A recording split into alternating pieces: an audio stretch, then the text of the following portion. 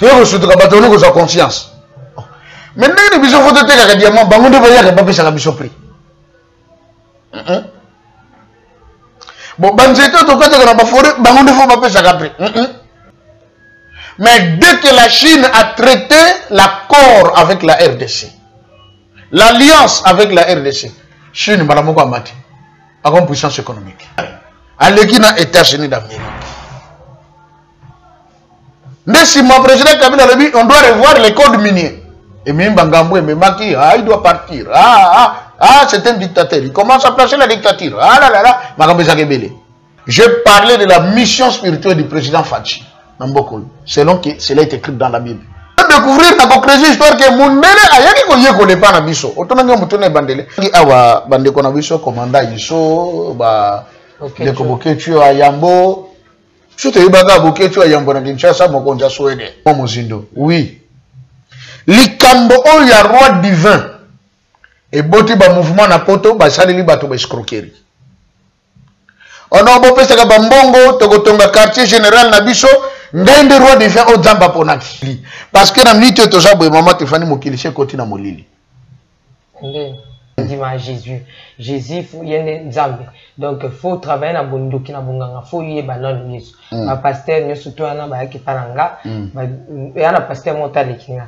Ba tune papa simo yo yebi papa simo kimba. Ba tune na abi ni tata simo kimba nguge kole mendenge Zambé. Na biboya. Tangu tata Simon Kimbangu abimé na 21 ko banda ko sala musala. Après ça ultimatum na banganga.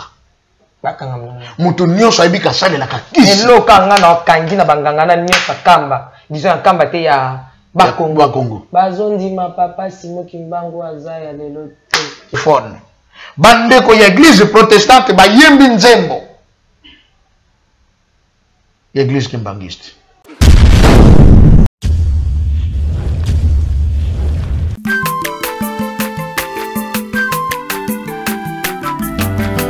Mwana motote boa kosangai abongwa ni pete boa wangata Nzambe ya le Nazarien le Nazarien le Nazarien le Nazarien bana kitoko koma mukondima atako babakola ki mafuta na musakolima lelo ya yobolingo bateli le Nazarien Lipamboli uyemona na katempeni mama kandelobi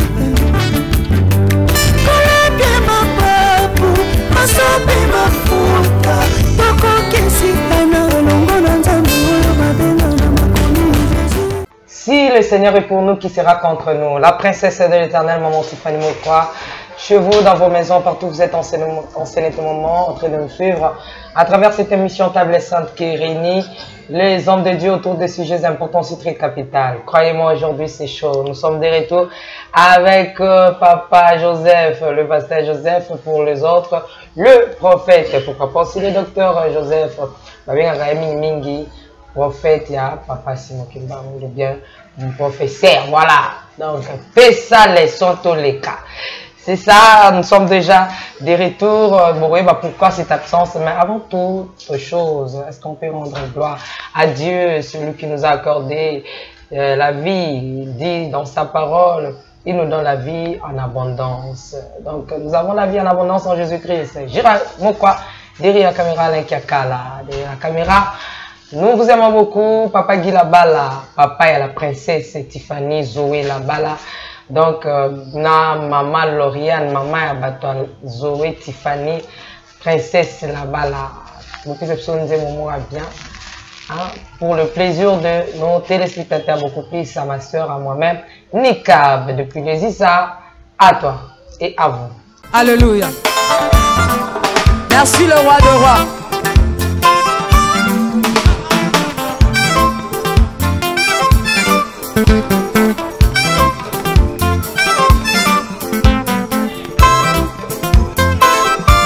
Alléluia.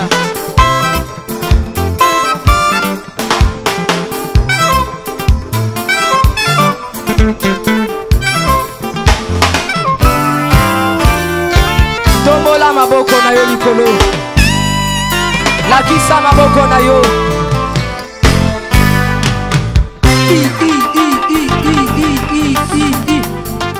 Sakat.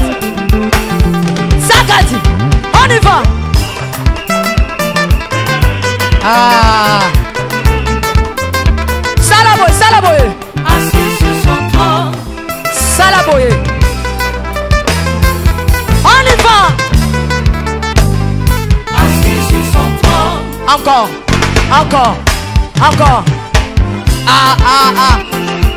Afandi na ngwende na ye. Yesu azaya kofanda. On y va. Assis sur son trône. Afandi, Afandi, Afandi, Afandi. Assis sur son trône. Fandi saye, Fandi saye, Fandi saye. Nazo mono te tika Yesu afandi. Afandi, Afandi, Afandi, Afandi. Merci Jésus. Merci Jésus. Afandi, Afandi. Salaboye. Salaboye. Salaboye. Gatela Yesu le sako. On y va. Gatela. Gatela. Gatela. Gatela. Gatela. Gatela. Kaka. Kaka. Yambalo ya taba ministre bakokata. Nazolo bakatela yelo sako. Katela yelo sako. Katela. Katela. Katela. Nazo monote. Nazo monote. Nazo monote. Nazo monote. Salango boye. Dosé. Tolobi à tout.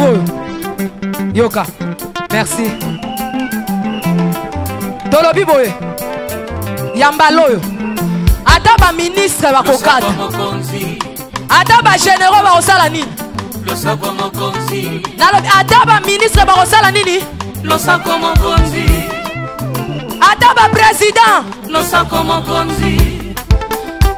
On y va. Katela yetoke. On y va.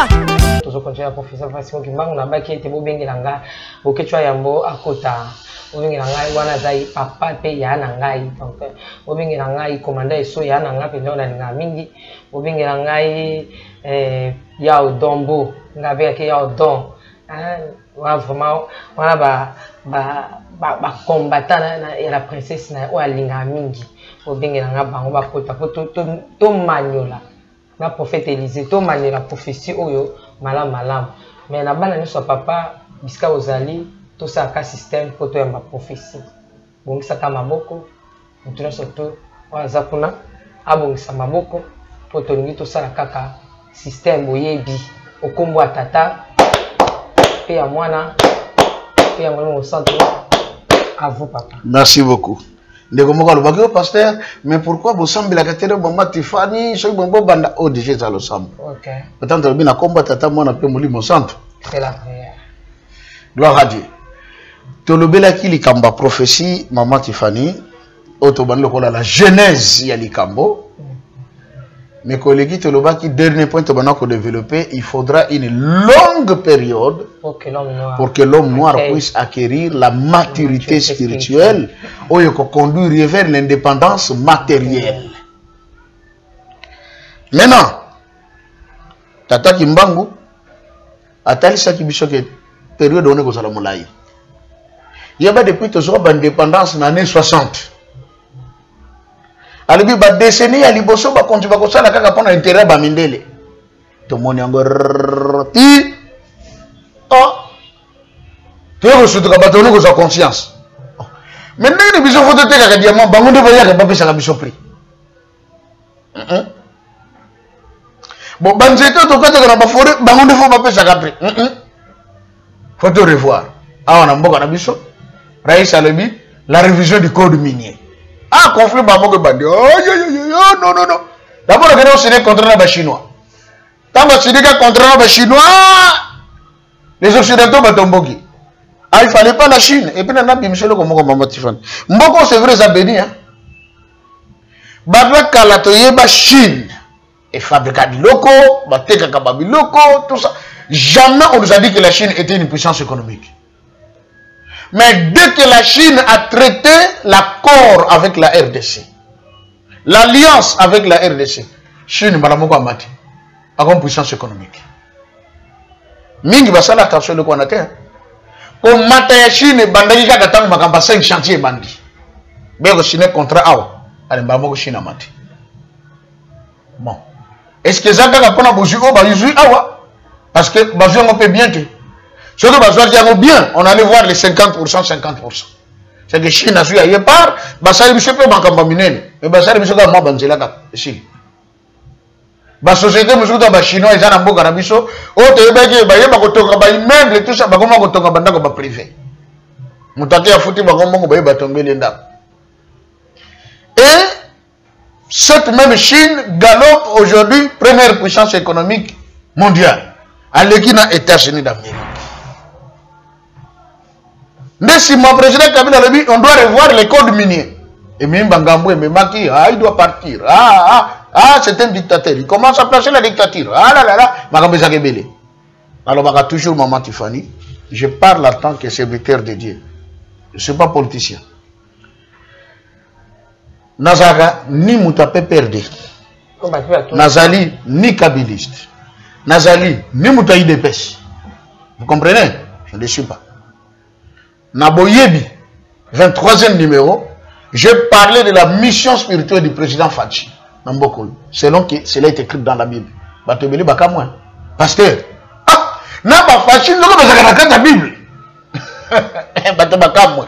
c'est ça la lecture prophétique. Un prophète a un autre œil. À mon et il nous faut une longue période. Une longue période.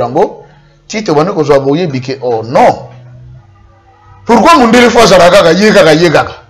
Tu vas découvrir la crazy histoire que Mundele a yaki ko yeko le pas na biso. Otonanga mutone bandele. Qu'est-ce qui fait que mutumo devant Mundele n'inga pas copier?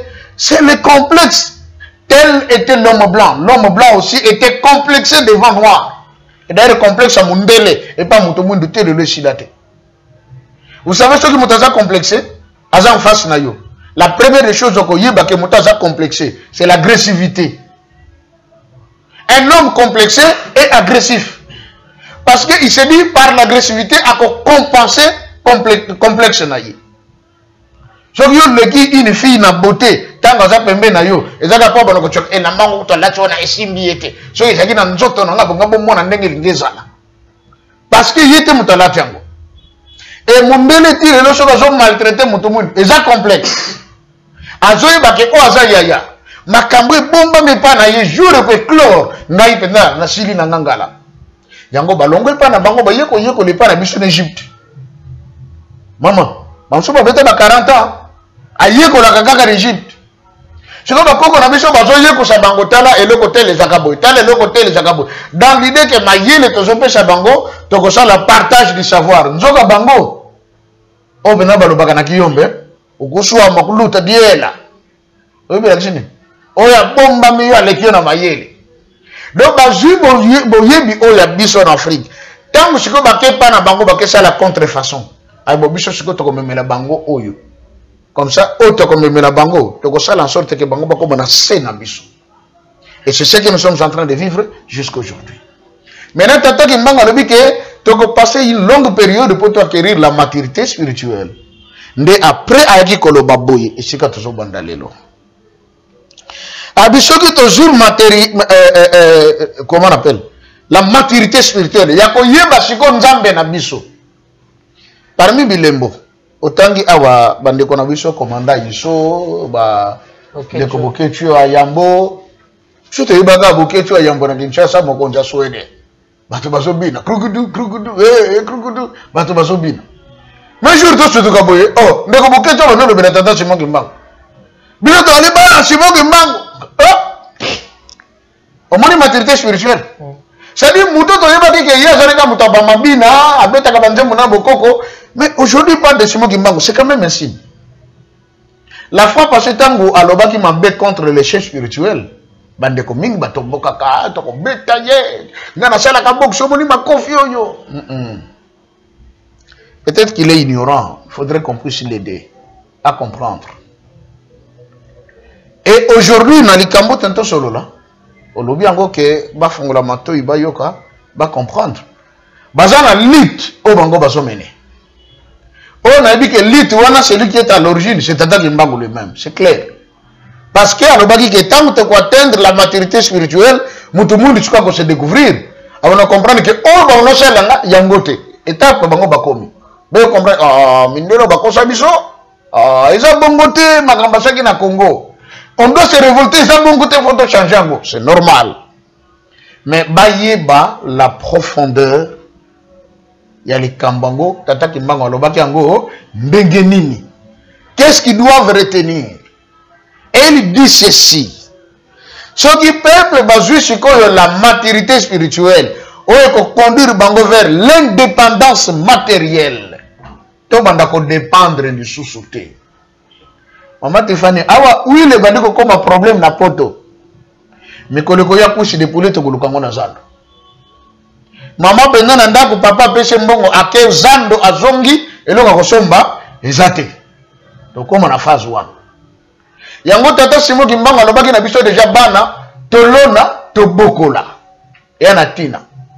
Parce que abi que liboso to zokere bakambe ko beba. C'est le moment to milone là to bokola. Onzala tango ko beta mokili to kutama oya na oya biso moko. Maintenant là qui boye. Dans cette troisième étape naîtra un grand roi divin. Il viendra avec ses trois pouvoirs, les pouvoirs spirituels, les pouvoirs scientifiques et les pouvoirs politiques. À la troisième phase wana il y a quoi acquérir maturité spirituelle, roi moko munena kobotama. Mais babengi roi divin. Divin. Bah le but est que roi féticheur. Bah le but est que un grand roi chef coutumier. Awa pendant ngo le baki bon que non, pasteur to comme na likamba munene siko awa, faut pendant to que na mo mozindo. Oui. Likambo o ya roi divin. Et boti ba mouvement na poto ba saleli bato ba escroquerie. On a beau pesa ka bambongo to kotonga quartier général na biso ndende roi divin o zamba ponaki. Ngamu na soki ndiko tambusha Congo, d'ailleurs soki na komi na Congo yo mama tifane ko za immeuble ombimba ya yo moko. Bandeko na biso bandimaki. Ba potaki na mouvement wana. Il y en a qui m'appellent qui m'ont dit papa pasteur, ngana sala dépense il y a plus ou moins $20,000. Et pas roi divin. Et pas roi divin. Depuis Poto, pour Tonga na Congo. Mais tant que comme que Tonga na Congo, roi divin ici bango. Makambo to kosala tata ki manga lobaki ekozala so na nkamba te. Eza ne sika moko nzamba ponaki ala kisinga kuna ne to kosala makambo foto tonga bandako to tonga nyonso sengeli palais royal kuna les gens contribuaient, les gens payaient, les gens donnaient de l'argent. Makambo compliqué matifani. Banaki yo soko se pomonawa batenda kabisa ta $1,000 to lobika nango et yate mais côté kuna beskroka bambongo ebele. Bandeko bakomo regretter. Il y en a encore qui m'appellent, qui disent papa, roi de Féwana Bissoto, yebiye, tozalakane kotoyo, aza, vraiment, papa, c'est un jeune, Nzambazo Bongise déjà. Non, non, c'est gaga. Et bon, on a tenu, roi de Vango, aza, pesanga na caractéristique, aza name, choka lobby, ah, ça va. Papa, au monde n'engeni, ah, c'est bien, beaucoup va. Mais quand les gars, beaucoup va depuis Katanga. Abingai pendant roi divin oyo yo so teya wana nzamba lobaki ezanga d'ailleurs kuto étoile boye soki ndenge nini ebimaki awe pa na ngai na ndako na ngai donc nazawa abandaki mouvement makamoko kitoko te comme c'est un kimbangiste au moment où je vous parle l'église l'a sanctionné du banda de Ngomba parce qu'il voulait aller à l'encontre de ce qui est établi de ce qui a été dit par Tata Simon Kimbangu. On m'a dit la force de l'église kimbangiste le respect de la loi. Il n'y a pas de laisser aller là-bas. Ndeko libanda. Barua divin watomoni bamsusu ndainde baponaki Congo ezana maboko na ngai bandika ebimi biloko tele bimi nini metilelo. On dirait que tu patauger kaka. Yo besoin la roi divin.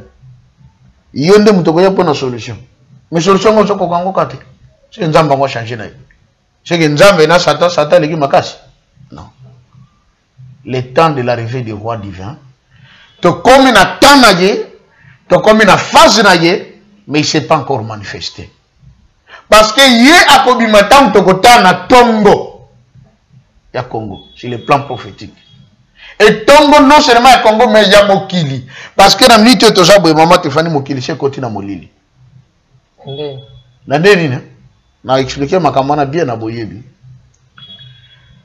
Le monde a son cycle. Dans l'église de réveil, tu me dis, frère, si tu veux savoir comment le monde est en train de fonctionner, il faut tourner les regards vers Israël. Bon côté. On a découragé bande quoi. Moi, il y a ma famille Rothschild. Alors, I remember that my family created Israel. Je l'avoue, et je me souviens, je me rappelle. C'est ma famille qui a créé l'État d'Israël. Une famille a créé l'État d'Israël en 1948. Mais ce n'est pas le vrai Israël. Voilà peut-être si qu'on a fait ce commis, t'attaques Mbango lobby, roi divin à Kobotama, roi divin. Donc ce sera un homme qui a les caractéristiques de Dieu. Il est divin. Celui qui est divin n'est pas charnel. Celui qui est divin n'est pas un chef coutumier. J'insiste. Pour avoir un chef coutumier, il va s'autoproclamer roi divin. Il va s'autoproclamer bambon. Chef coutumier. Roi divin. Oh, on ne comprend pas le terme. À cause de la roi, il y a le royaume Congo restauré, mais il sera un divin. Donc, na katinaye, aux autres, azam mutu ou bien azam zambe. C'est-à-dire, tant qu'on a choqué kogi maman Tiffany, mutu wana akolaki sama bon zambe. Ote yoka mutu mswalo bagi ke mutu nzambe. Vrai mutu nzambe tokomona ye. Abakisi, c'est celui qui viendra avec ses trois pouvoirs. Ou les trois domaines où il dirige Kamokid. Les pouvoirs spirituels. C'est-à-dire, roi wana kozala, oye panaye, azar roi, mais ce qui dit qu'en est allé le sambo, yemo quand le bien, le tobondel. Obado kama, oh. Oh, roi gousso, zo sambo la sobo. Abetele le sambo sili, solo kozala, kapesa ko pesa butuma en kamba, supema en kamba, apesi yo alemela. Ozaki malade, malade peut sur place de Sanini, et sili. Parce qu'il aura le pouvoir spirituel. C'est ce qu'on dit. Que ce soit dans les réveils, que le Congo c'est le pays de Dieu, Dieu s'est choisi d'un roi, c'est lui qui va diriger le pays, le Congo s'est développé, il sera un serviteur de Dieu. Oui, c'est la vérité. À cause de la Mossad, il y a Nzambe, parce que celui qui a le pouvoir spirituel doit être serviteur de Dieu. Si vous avez Mossad Nzambe, vous avez le pouvoir spirituel, exactement. Qui n'a pas la maîtrise du sacerdoce. C'est lui qui viendra, aura les sacerdoces en lui. Oye ko kutana na roi abeki liyo di bondeli. Ko biki sa abiki siyo. Ko seko sa pe bembe asali yango. Nozo kama oh rongo aseko sa gana bibembe. C'est-à-dire les caractéristiques que nous avons vues dans des hommes tels que David. Il est roi d'Israël, mais il est à la fois prophète. Il est à la fois sacrificateur de Dieu. Dans la commandant area, on a Yemoko a sali hôtel à Tumimbeka. A Binzambe, Limbisa, on a ma bébé soto sali. Mazanan, roi. Ma joueur Yanan, sacrificateur. Voilà les caractéristiques d'un roi divin. Dans ce temps, il y a des caractéristiques d'un roi divin à Congo, il faut tout à la David. Exactement. Rien ne vient à Congo quand on a David. C'est quand ça peut jeune, hein? Faut David pas jeune. Ah, mais bien sûr, c'est pas un vieux. Il ne sera pas un vieux. Pour parler dans cette phase naîtra, d'autant que mouton a botamina comme vieux. On comprend, hein? À la vieux. Alors, si quelqu'un est en train de prétendre être le roi divin, du moment où il n'est pas serviteur de Dieu, qu'il soit déjà exclu. Bandeko, bino bandeko poto surtout, on est en train de trop vous manipuler. Na likambo ya roi divin. Soki bozana mutu moko solo bakaya za roi divin, mazaraka mosali ya nzambe te. Azana nguya ya nzambe te, disqualifier les deux. Bocho za nguya ya nzambe masakoli. Il sera jeune. On ne peut pas 50 ans jeune, hein? 60 ans jeune. Oui, on s'appelle jeune. Même 70. Ah, 70 ans, c'est comme Mobangé, maman. Nabiso Bayin, 70, comme Jean Mokol. Il aura le pouvoir spirituel. Il aura aussi, Balobi, un autre pouvoir, le pouvoir scientifique. C'est-à-dire, Moutouana Akoyana ba pouvoir misato. On doit trouver d'abord ces choses en lui-même. Donc, bah, signe. Oui, bah, signe, il faut trouver en aïe moutongo. Non, papa, si moi, tu as des signes, c'est des signes. Clair et net, il a bien déterminé. Mais des autres troubles, la mauvaise interprétation, c'est comme la Bible. Seulement, la doctrine. Parce que les gens ont mal interprété la Bible. Vous voyez, non? Et ma prophétie au Pendege Moko. Le comment ma prophétie papa Simon Kimbango. Mouton soit Simbaki Kishinai. C'est ce qui m'étonne de que j'ai à moi. Atenanga Mouton a dit papa. Tout le monde a payé na Congo central Banganga. Somo Bajuru. Ba fétiche benda do moins jaté. Hein? Ba féticheur ba bimé belé mais. Ba Mouton nous connaît Bamba Tata Kimbango. Na biche ndeko. Parce que ba yebite que Tata Kimbango ba lo bakazam zambe. Mais tu vas reconnaître avec Anzam. Oh maman. Moi quand on a eu l'andabi, il dit tanta kisimo kimbangu ne tatu. Non, natuni boy. Nganga penza ko giko ya azolo bakengande na sabwe. Na sabwe nganga grand maître nga Jésus Christ. Te moi quand dit miabi na nganga mutakisi de na zabwe bakotsanga na swape na pouvoir na za onyo somena dit ma Jésus. Jésus yene nzambe. Donc il faut travailler na bondoki na bonganga, faut yeba non Yesu. Ba pasteur nyo surtout ana ba ki paranga, ba ana pasteur motale kinga.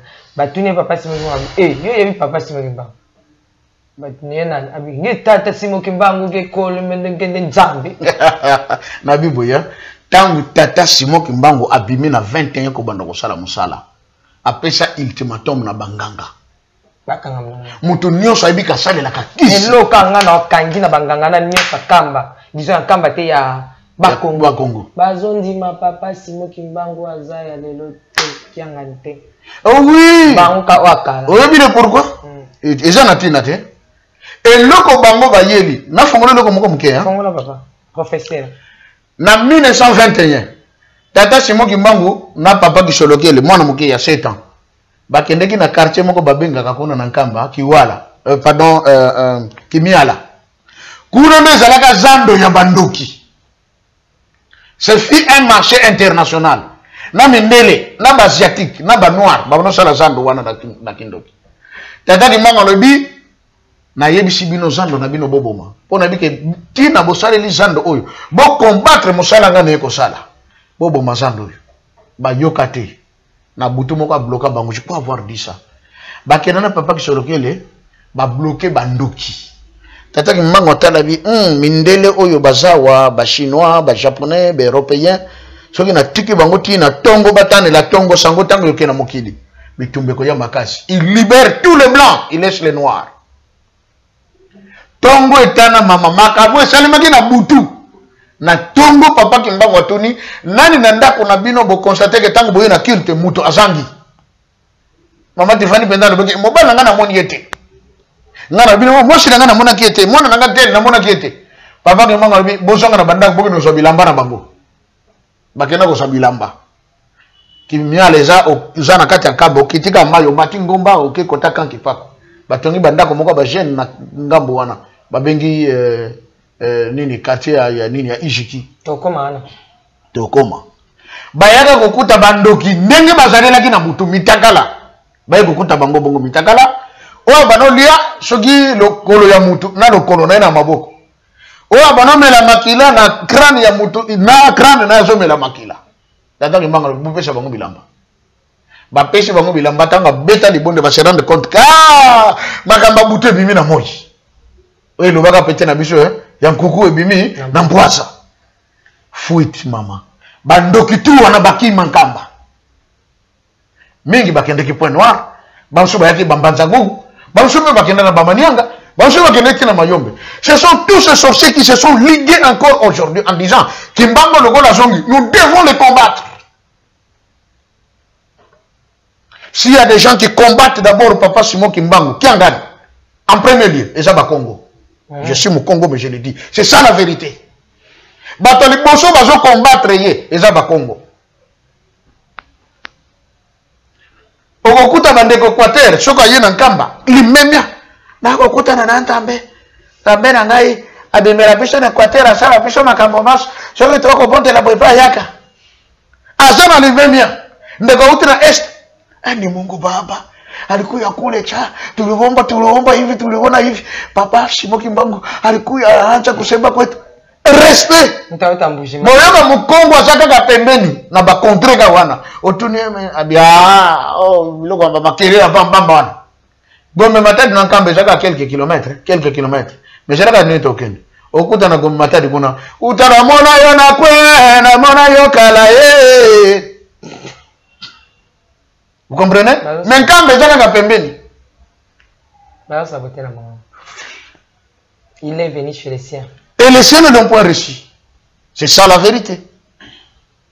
Yango moni combat wana tozomona. Mais eux tous, oh mfumugimbangu, guerre. Yozo sanction mfumugimbangu na kisi. En 21 batabakisi bakena hono tina ba brouette.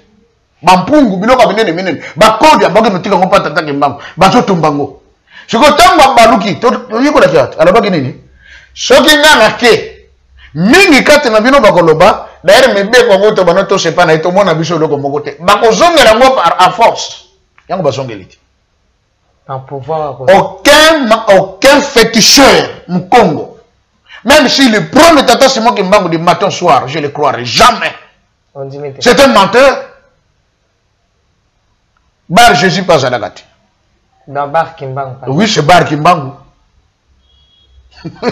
Ça c'est Bar Kimbangu, ce n'est pas Kimbangu.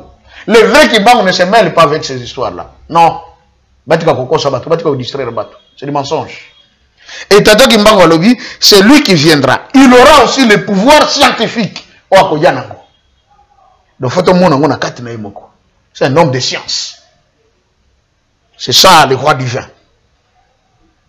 Abakisi, il y a un pouvoir politique. Parce que si vous avez biso tozo tinga makaka, ba obazo rebela makamba roi divin. Roi divin parce qu'il y a des politiques, il y a des mais maman. Mais s'il sera politicien, il sera aussi un scientifique. Il sera aussi un homme spirituel. Parce que la Bible dit, l'homme ne peut donner que ce qu'il a. Si vous roi divin, il y a biloko na azana ngote, akopé sa peuple ndengeni ni lokongo. Akopé sa biso oyo ye azana ngo. Yango tokozwa. Yango tokosalela. Ekosala sote siko na tawana mutu mwindu akomi réellement mundele. Nani tokomite? Toza seulement na phase processus ya kokoma mundele. Nani tokomite? Et Tata Kimbangu dit ceci. Je serai moi-même. On l'a dit? Je serai moi-même le représentant de ces rois. Dans le kimbanguisme ou dans l'église kimbanguiste, il y a même beaucoup de fidèles qui confondent, qui disent le roi divin c'est Tata Simon Kimbangu Kiangani. Ils disent ça. Oh, ah, papa, bon, vous connaissez le roi divin. Déjà, papa, il est mort. Déjà, il y a Zawana. Tout le monde a déjà ma kambaloba et je salema. Mais alors, je serai moi-même le représentant de ces rois. Un représentant n'est pas égal à la personne représentée. Vous comprenez? L'ambassadeur de la République démocratique du Congo en France n'est pas le président de la République démocratique du Congo. Mais il est le représentant du président. Et d'office, représentant du Congo. Il faut tout comprendre le Kowana. Tata Simon Kimbangu alobaki que je serai moi-même ce roi divin. Malobi, je serai moi-même le représentant de ce roi divin. Donc, tangu yako ya, makambo tokomona na Tata Simon Kimbangu Kiangani. Nenga ye, nenge tokomona le roi divin kozala. Oui. La preuve, Tata Simon Kimbangu Kiangani arrive. On a tel qu'il est vraiment le représentant de ces rois. Le pouvoir spirituel, il en a. Il est le chef spirituel et représentant légal de l'église kimbanguiste. Et ce qui a rapport à l'église kimbanguiste était, na mangomba mususu bayaka nankamba, et pas un papa. Na lobaki la fois passée, ma sœur religieuse bayaka nankamba. Papa, nazotanga classe, na comme na niveau tel, vraiment, papa, songanga, itala, bo. Oui, Bayak. Papa, pe na shogalibi, to bondela. Habeti li bondeli. Amen, amen. Ah, le dakembote, yingeta papa. Baterim bakei. Mais batungu Bayak fait kamba papa bandima. Nzambe Bayak n'est pas kukuté hein. Te bandima kana papa maman. Ah papa. Oibi na peso eloko mongo ya oyemona na kipolele. Tous les représentants de l'église protestante, il y a Kimpe, c'est où Lukala. Contre Kimpe, c'est Lukala. Côté ça, hôpital humain. La fois passée, il y a une délégation, il y a une jeep. Il y papa, tu es un yo. Pamba te sali constat. Église Kimbangiste, vous avez un soutien extérieur. Mais bien au contraire, vous faites que évoluer. Vous avez tonga. Église, vous s'implantez partout dans Mokili. Toye ko la secret où yabino ezali nini. Papa le bien, bobenga papa Mbenza. Papa André Mbenza yé mutazali mfumo Mbanza, le chef de la cité de Nkamba. Ah bien makambo boyeli ya bongo OK. Biso awa tozali na kata kolona na kobokola na ntsinsani. Tozolona tozobokola nde biloko na yango to lesaka ba invité ba yake pa na biso ya ofele. Tozotia ntsani yango ezotongela biso ba ndako oyo bato balalaka ya ofele, ezotongela biso ba école oyo bana na biso batangaka, ezotongela biso ba hôpital oyo badeko bazozela baswa pe ezosunga makambo ebele. Délégation protestante ya lokala au Kimpese basaki na Nkamba au moins une semaine batambolite na basite nyonso papa Mbanza asalisaka misala tango basilisi boye ko remercier papa, ils sont rentrés. L'avant-hier, on m'envoie dans mon téléphone. Bandeko ya église protestante, ba yembi nzembo. Église Kimbangiste. Na kotindolo yo kango somo. Somo. Oh, papa d'angela te finga ka magicien, mutu mabe, mais lelo bandeko protestant ba yembi ye. Vous comprenez? Les temps changent. C'est que il y en a qui croient. S'il y a des incrédules, il y en a aussi qui croient. Il y en a aussi qui mettent en pratique ce qui est en train d'être dit, Bazali. Et là, nous revenons.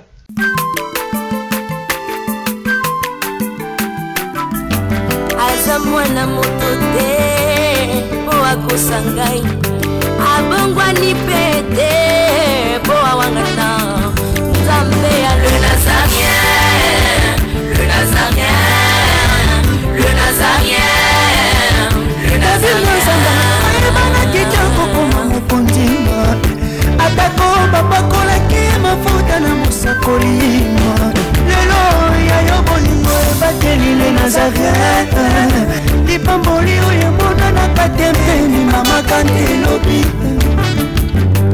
koleke mapapu masope mafuta tokokesitana longo na nzambe oyo babenga na makomi